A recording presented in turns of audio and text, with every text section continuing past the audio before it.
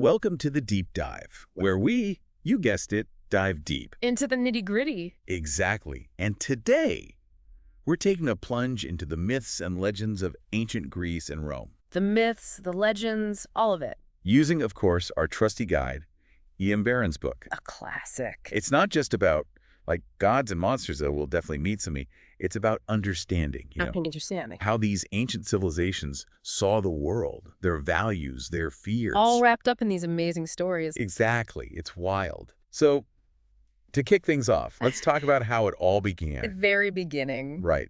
The creation myth. Ah, yes. It all starts with chaos, right? Right, this sort of primordial void. Hard to imagine. I know. It's wild to think that even, order had to come from somewhere. It's true. Even the universe needed a starting point. And according to the Greeks, that starting point was chaos. But from chaos, we get Uranus, the sky, and Gaia, the earth. Okay, so they're like the first power couple. You could say that. They become the parents of the Titans, representing these raw, primal forces of nature.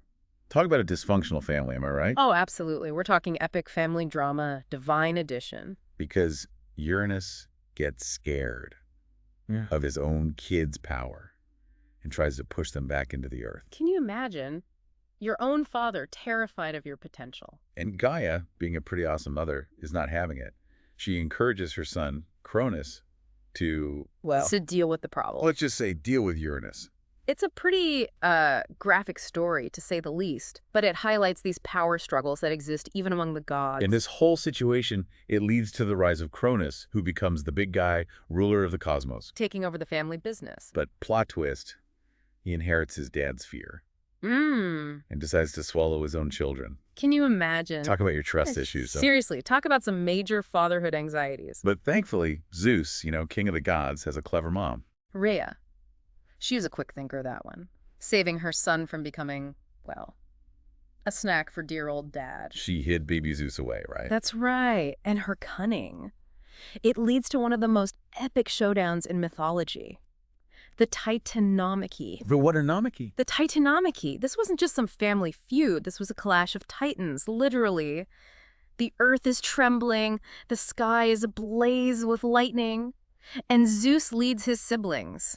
Poseidon, Hades, Hera, Demeter, Hestia. Whoa, hold on, slow down. That's a lot of names. Sorry, got carried away. It's okay, but yeah, imagine Zeus versus Cronus with the fate of the entire cosmos hanging in the balance. It's like the ultimate underdog story, Totally. And in the end, after a battle for the ages, Zeus is victorious. Which brings us to The reign of the Olympian gods. with Mount Olympus, their majestic home. A place shrouded in mystery and grandeur, where the gods resided, ruled, and, let's just say they kept things interesting. But here's what's so interesting to me. These gods, they weren't perfect. Oh, not even close.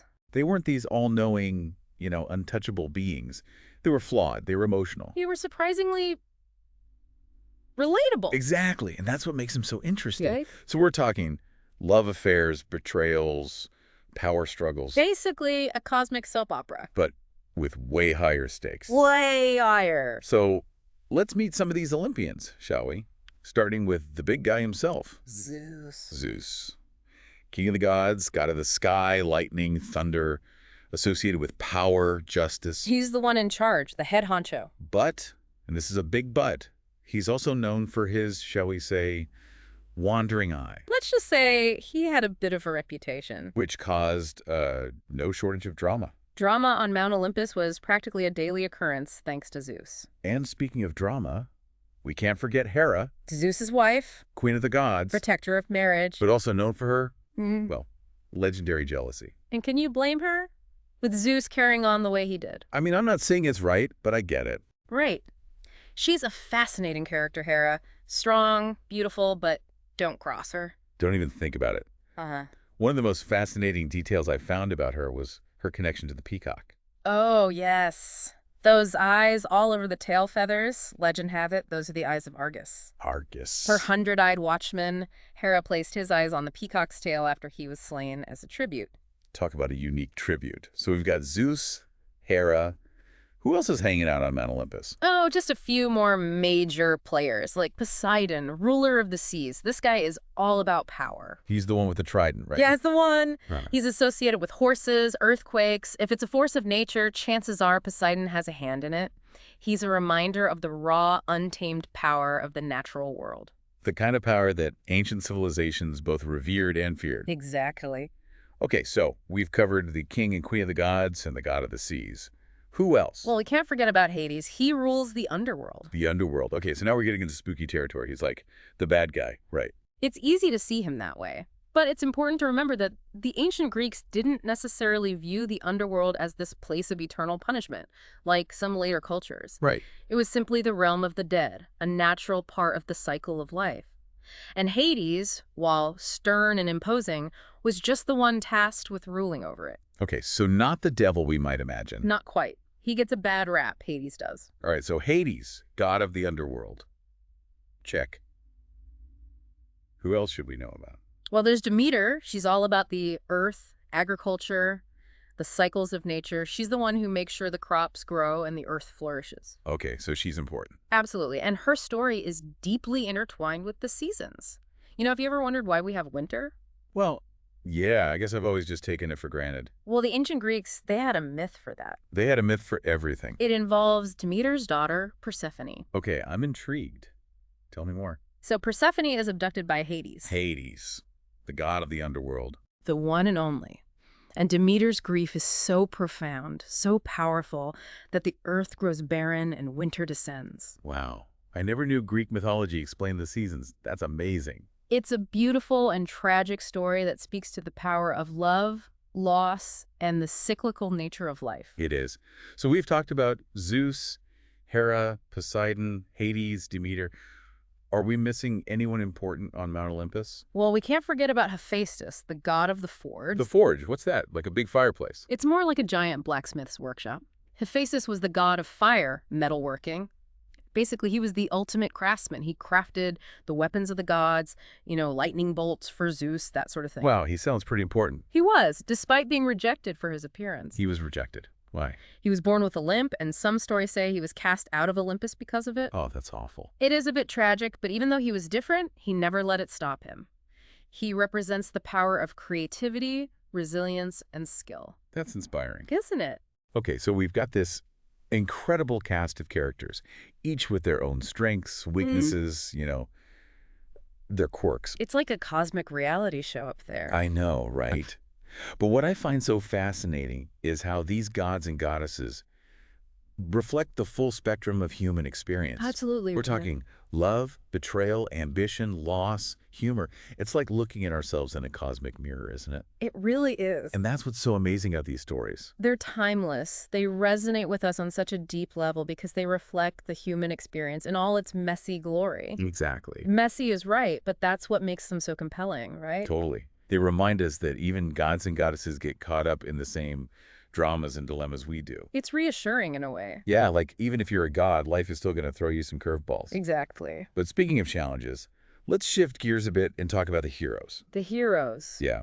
These weren't gods, right? Yeah. But mortals who achieved extraordinary things. Ah, yes, the heroes. They were like the bridge between the divine and the human world, caught in the middle. Exactly. And their stories. Oh. Full of adventure, moral dilemmas, and creatures that would make your hair stand on end. Oh, for sure. We're talking monsters, mythical beasts, the stuff of nightmares. Like Medusa. Medusa. Now, there's a creature that could make even a god tremble. Okay, but Medusa. Talk about a bad hair day, am I right? Seriously. Snakes for hair, and one look at her face, you're toast. Stone cold toast. How did you even fight something like that? Well, that's where the hero Perseus comes in. He was given this honestly impossible task. Slay Medusa. Okay, but how? I still don't get how he pulled that off. Well, it's a classic example of a hero using not just strength, but cunning, intelligence. Oh, so he had to outsmart her. Exactly. Perseus couldn't just rely on brute force. He had to be strategic. He used a mirrored shield so he could see her reflection without actually looking directly at her. That's clever. Right.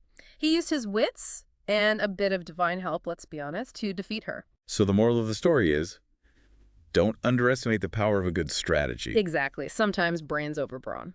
Love it. Okay, so we've got Perseus, slayer of Medusa. Who else is on our hero highlight reel? Well, we can't talk about Greek heroes without mentioning Heracles. Hercules. That's the Roman name. The Greeks called him Heracles. Oh, right. But yeah, Heracles, famous for his incredible strength and, of course, The 12 labors? the 12 labors, right. each one a feat of epic proportions, Uh, battling multi-headed monsters facing down impossible like it odds. was just another Tuesday. So tell me more about these labors. What were some of the craziest challenges Heracles had to face? Well, there was the Lernaean Hydra, for one, a monstrous water serpent with multiple heads, and get this, you cut off one head.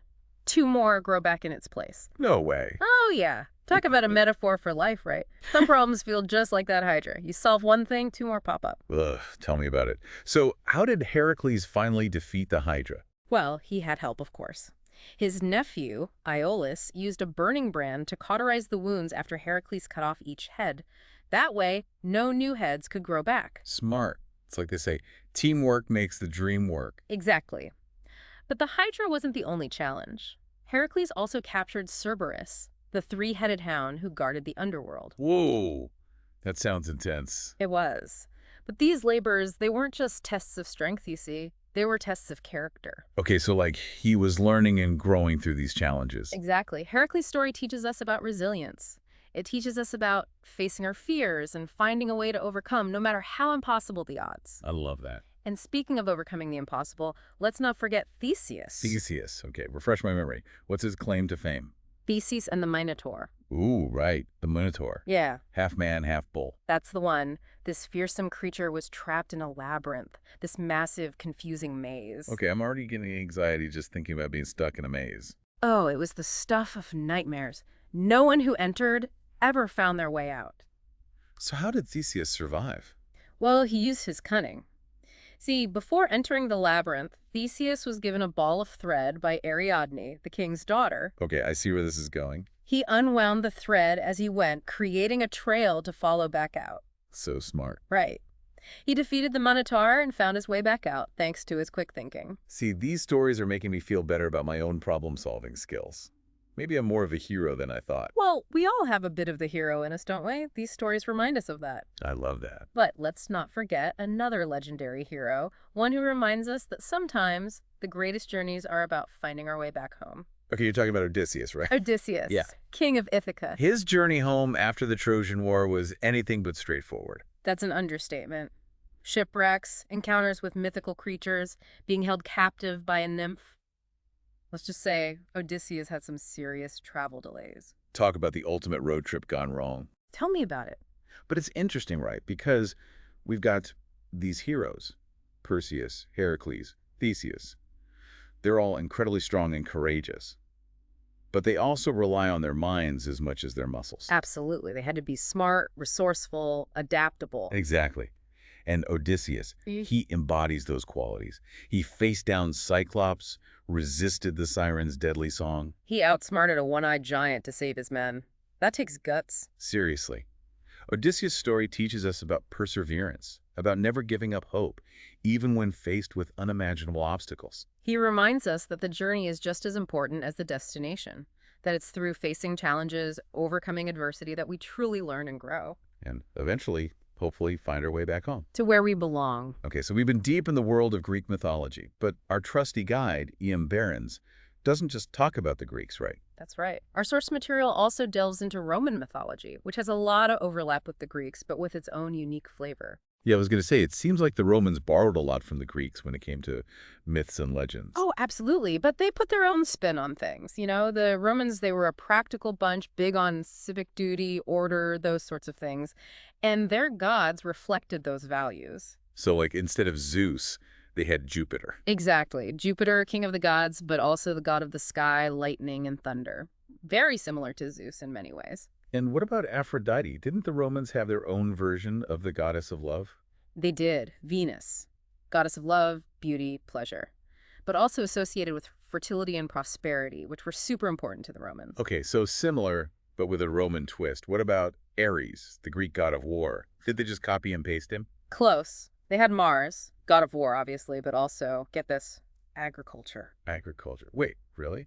The god of war was also in charge of KROPS. That's a weird combo. It does seem odd at first, but there's actually a connection. Think about it. For early civilizations, successful farming often meant defending your land, your resources. Oh, right.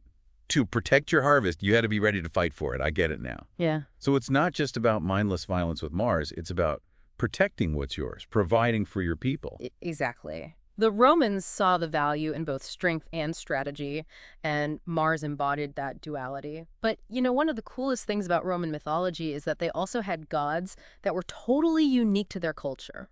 Really? Like who? Well, take Janus, for instance. He's a distinctly Roman god with two faces. Two faces. Two faces, one looking to the past, one looking to the future. He represents beginnings, endings, transitions, doorways. He was even associated with time itself. Whoa, now that's a god I'd like to meet. Imagine the stories he could tell. It's mind-blowing to think about, how these stories, the Greek myths, the Roman legends, they were used to explain everything. It's true. From the creation of the universe to the changing seasons to the behavior of humans, there was a myth for everything. Like a way to make sense of the world around them. Exactly. And not just the world, but their place in it. Right. Their purpose. It's fascinating. But what I find even more fascinating is how these myths, these ancient stories, still resonate with us today, thousands of years after they were first told. Why do you think that is? What is it about these stories that still speaks to us? I think it's because they tap into something universal, something about the human experience that transcends time and culture. What do you mean? Well, take the heroes, for example. They all face challenges, right? They struggle, they overcome adversity, they experience love, loss, betrayal. They go through some serious stuff. Exactly. But they also show incredible strength, resilience, cunning. They teach us that even in the darkest of times, there's always hope. That's a powerful message. It is, and it's a message that's just as relevant today as it was thousands of years ago. Totally. I mean, we might not be facing down cyclops or hydras. Though some days it feels like it, right? Right, but we all have our own battles to fight, our own monsters to face. Exactly. We all have our own journeys to navigate. And these myths, they remind us that we have that strength, that resilience within us to face whatever challenges life throws our way. They remind us that we are capable of great things. That's inspiring. And I think that's why they continue to resonate with people even today. It's like these stories, they connect us to something bigger than ourselves. Exactly. Something ancient and primal. They make us feel less alone in our struggles. They provide comfort, guidance. Hope. Yes. Hope. They remind us that we are part of something larger, something that has endured for centuries. Wow, that's a beautiful way to put it.